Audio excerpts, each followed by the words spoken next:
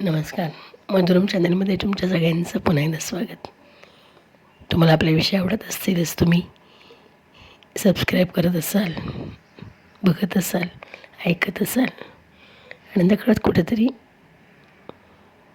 त्या विषयाला अनुसंधान विचार करत करत तुमच्या मनामध्ये सुद्धा अनेक गोष्टी येत असतील आणि त्या तुम्हाला पण बोलाव्याशा वाटत असतील. असा विचार घेऊन विषय मांडते मी. तर आता वसंत ऋतू सुरू होईल. चैत्र महिना फाल्गुन संपून होळी, रंगपंचमी, धुलवड आणि मग वसंत ऋतूचं आगमन होतं. नवीन पालवी फुटणं किंवा लतापुष्पांचं आगमन होतं. मरगळलेली पानझडीला सृष्टी निरोप देते आणि नव्याचं स्वागत करते असंच म्हणता येईल.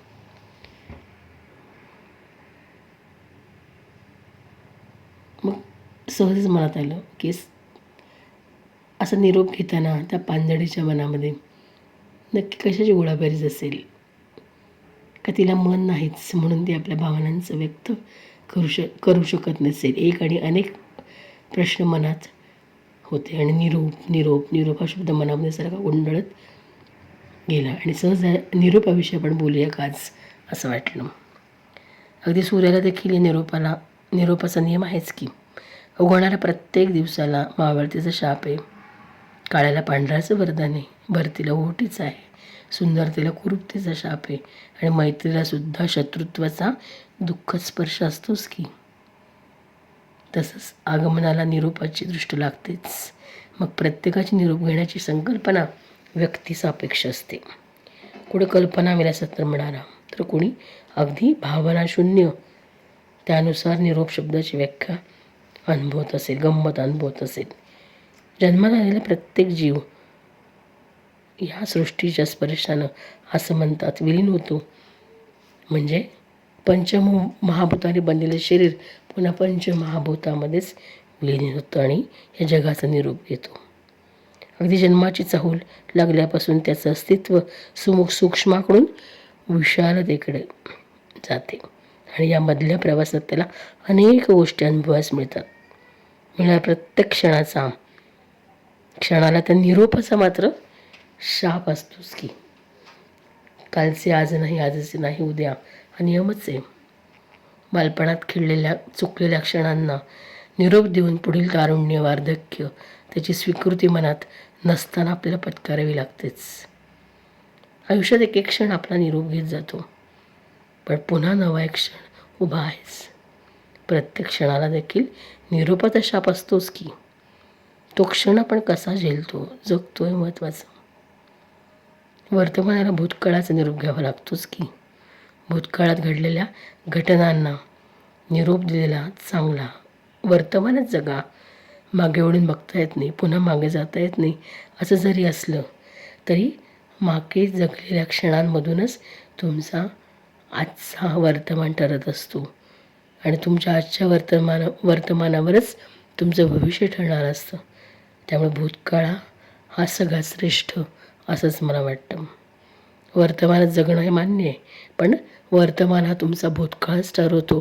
तेव्हा भूतकाळामध्ये हुकलेले क्षण, घडलेल्या गोष्टी यांचा कुठेतरी एक खोलवर दुखराचा कोपऱ्या प्रत्येकाच्या मनात तो असतोच. तो नाही पुसता येत. तो आठवणींच्या रूपात साठून राहतो आणि त्यातल्या त्या क्षणांचं थोडंसं एक गारूड आपल्या प्रत्येकाच्या मनामध्ये असतं आणि आपलं वर्तमान ठरतो. मग त्यातूनच आपले व्यक्तिमत्व खुलतं. बरेच वेळा मी हा शब्द वापरते. असे म्हणताना खरं तर या भूतकाळानेच दिलेल्या अनुभवाच्या शिदोरीवर वर्तमान विराजमान होत असतो. म्हणजे निरोप घेत असताना प्रत्येक गोष्टीमागील कारणमीमांसा एकच की पुढच्याच ठेस मागचा शहाणा. मग निरोप म्हणजे आयुष्याची सांगता नाही, तर कुठल्या तरी नवीन क्षणांची ती सुरुवात असते. कारण काहीतरी संपणार असतं आणि काहीतरी सुरू होणार असतं. जन्माचं येणं निश्चित असतं, मात्र मृत्यूची चाहूल अकस्मात लागते असं म्हणतात. मग निघून गेलेल्या त्या प्रत्येक क्षणांना निरोप देताना त्या क्षणातील ओलावा, हळुवारपणा त्या निरोपी क्षणांचं खरं संचित ठरत असतील का? आयुष्यातल्या प्रवासातील या क्षणांचं चिंतनच आपल्या जगण्याच्या कल्पना जागृत ठेवतात. कारण आजच्या दिवसाने दिलेला निरोप उद्या उगवणाऱ्या नवीन आशेचाच एक भाग असतो. कदाचित उद्याचा दिवस आपला असेल, आजचा दिवस माझा नव्हता, पण उद्याचा माझा असेल या आशेवरतीच आपण जगत असतो. उमेदीच्या काळामध्ये राहून गेलेल्या असंख्य गोष्टींना आपण निरोप देतो, मात्र ही वेडी आशा घेऊनच की कदाचित उद्याचा दिवस माझा असेल. म्हणजेच निरोप नसता तर आशा, आनंद या भावना देखील भूतकाळाप्रमाणेच मागे पडल्या असत्या. आणि मग सुरू होतो तो स्वप्नांचा प्रवास, ज्याच्या सुखद अशा आवरणात आपण निरोप दिलेल्या क्षणांना धूसर करतो आणि नव्या उमेदीने उद्याचे स्वागत करण्यासाठी या निरोप या एका शब्दाचं बिरुद डोक्यावर ठेवतो आणि त्याची हुरहुर मनामध्ये लागत राहते. व्यक्तीसापेक्ष अशा मायेच्या ओलाव्यांचे अनेक पदर असतात. कारण प्रत्येक माणूस एकसारखा नाही, तो भिन्न आहे. त्याच्या भावभावना वेगळ्या आहेत, त्याचं मन वेगळं आहे, त्याची परिस्थिती वेगळी आहे, त्याची जडणघडण वेगळ्या ठिकाणी झालेली असते. त्यामुळे या सगळ्याचा परिणाम हा तुमच्या भूत आणि वर्तमान याच्यावर होतोच. आणि वर्तमान चांगला झाला तर तुमचं भविष्य चांगलं होणार, पण भविष्याची खात्री नसतेच. छोट्या मुलाला शाळेत प्रथम सोडून जाताना घेतलेला निरोप, बालवाडीमध्ये शिशुवर्गामध्ये सोडताना ते मूल रडतं, खुपतं, हसत नाही, रडतं, खुपतं आणि त्याला असं वाटतं आई म्हणजे सोडून चालली मला. मग तिचा तो आपल्या छोट्याशा मुलाला तिथेच सोडून जाणारी आई, तिने घेतलेला निरोप.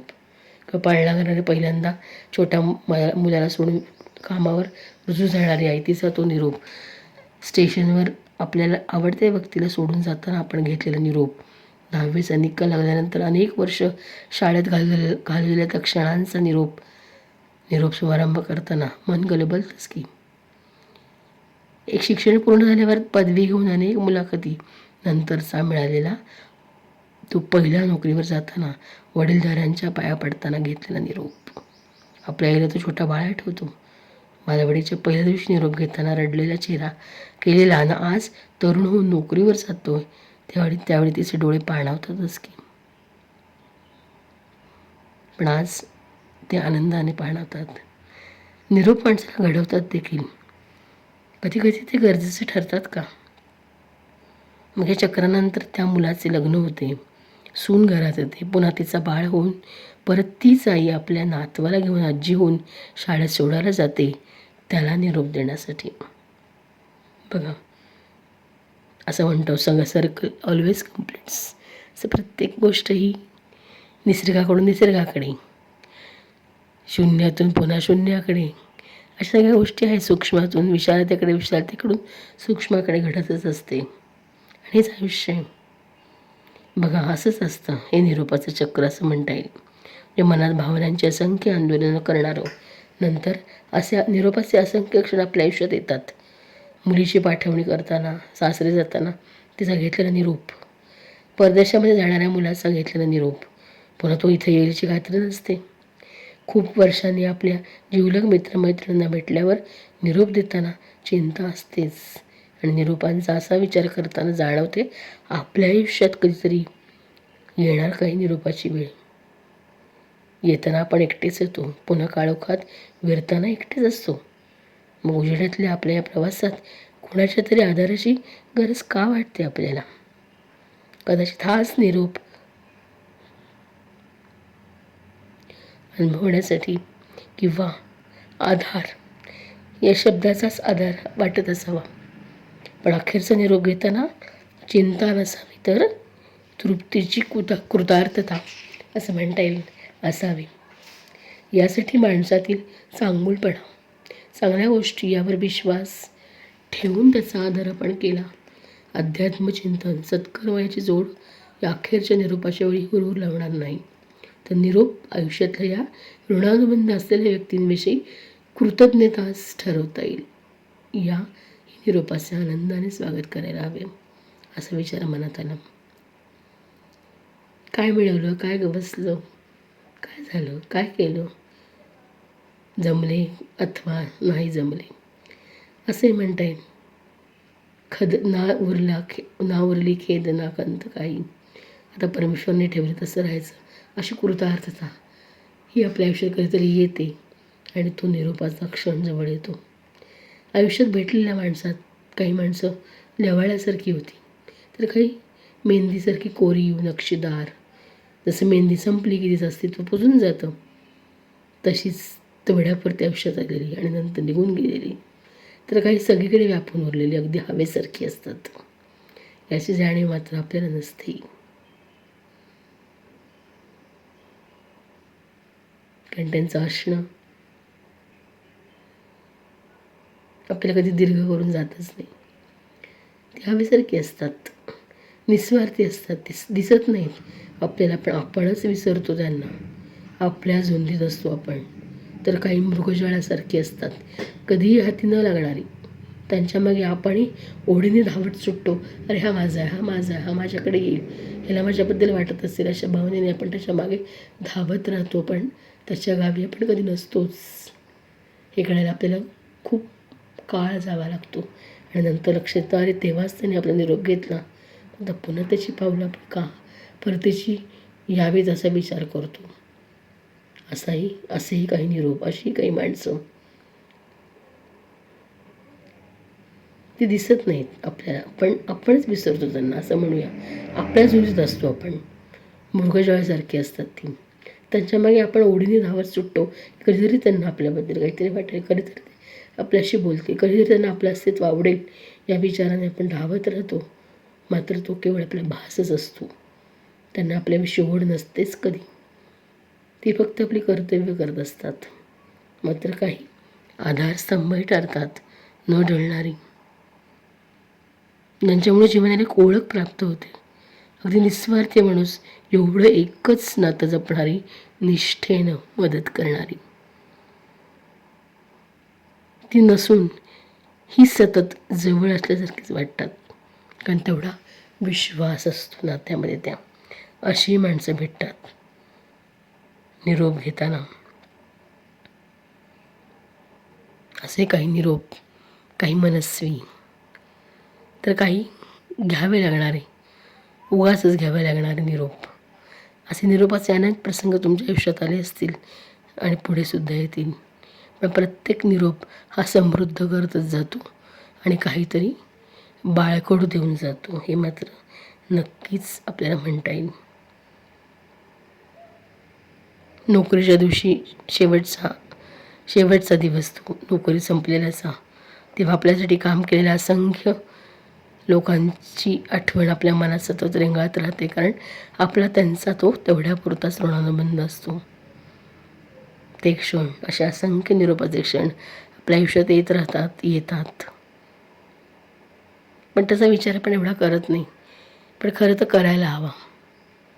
निरोप घ्यायची वेळ काय येते, कारण कुठल्याही गोष्टीला शेवट आहेच. अंत नाही म्हणत मी, शेवट आहेच. तो शेवट होतो कारण पुन्हा नव्याची सुरुवात होणार असते, कारण परिवर्तन हा सृष्टीचा नियम आहे. त्यामुळे त्याची गरज असते असे म्हणता येईल. मग मी कदाचित यापैकीच एक माणूस म्हणून लक्षात राहीन का कुणाच्या तरी? हा नुसता विचार जरी मनात आला तरी निरोप सुसह्य करेल असं वाटलं. आणि आज थोडंसं निरोपाविषयी बोलूया असं वाटलं, कारण कालाचे नाही आज नाही उद्या, आपण म्हणतोच. आजच्या क्षणाला मी आहे, उद्याच्या क्षणाला मी माहिती नाही. पण माझं असणं एक माणूस म्हणून लोकांच्या लक्षात राहील का, असा विचार देखील मनामध्ये आला. असं म्हणूनच मी तुमचा आज इथे निरोप घेते आजच्या या विषयापुरता. तुम्हाला विषय आवडला असेलच. धन्यवाद.